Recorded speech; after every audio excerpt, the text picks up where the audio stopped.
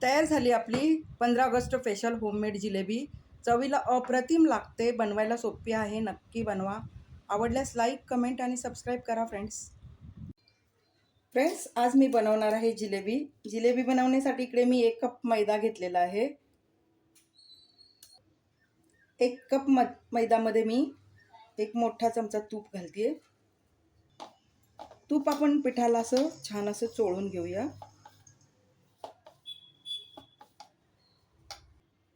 अगदी चिमूटभर मी मीठ घेतलंय, कारण गोडाच्या पदार्थात मीठ छान लागतं। आणि आता आपण पाणी घालून हे मिश्रण तयार करून घेऊया। 1 कप पिठासाठी आपण 1 प्याला पाणी घेतलेलं आहे। 1 प्याला पीठ घेतलेलं आहे। मी कप बोलले पण प्याला आहे, जो आपण चहा पितो नाही का, फुलपात्र बोलतात तो। तर आपण आता याचं बॅटर तयार करून घेऊया।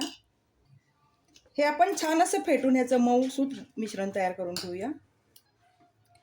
पीठ 10 मिनिटं रेस्ट करण्यासाठी ठेवलंय, तोपर्यंत आपण साखरेचा पाक बनवून घेऊया। इकडे मी 2 कप साखर घेतलेली आहे। आपण 1 कप पाणी घालूया। आपण याचा पाक तयार करून घेऊया।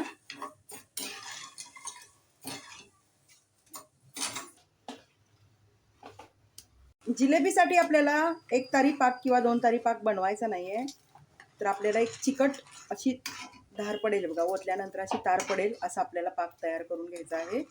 तर आता आपण तो शिजवून घेऊया। थोडासा फूड कलर घालते, वेलची घालूया। वेलची ठेचून घेतलेली आहे।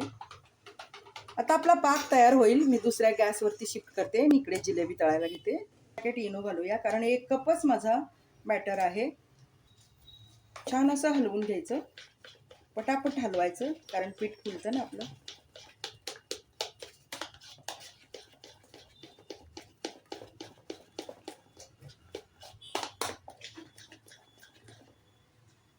इकडे तेल गरम झालंय, आपण गॅस कमी करूया आणि आपल्याला गोल गोल छोट्या छोट्या जिलेब्या मी करणार आहे, तर त्या तयार करून घेऊया।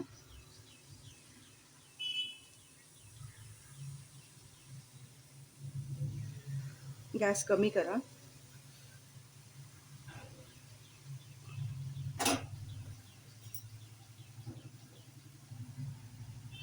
हे बघा, या पद्धतीने आपली जिलेबी तयार झालेली आहे। उलटून घेऊया आणि कडक शेकवून घ्यायच्या। जिलेबी शेकवून झालेले आहेत। आता आपण साखरेच्या पाकात सोडून देऊया आणि एक 5 ते 6 सेकंदासाठी आपण पाकामध्ये ठेवूया, नंतर लगेच काढून घेऊया। तयार झाली आपली चविष्ट जिलेबी। इकडे सगळ्या जिलेबी मी तळून घेतलेल्या आहेत। आता आपण कट केलेला पिस्ता घालूया, त्यामुळे जिलेबी दिसायला छान दिसते। तयार झाली आपली मिठाई।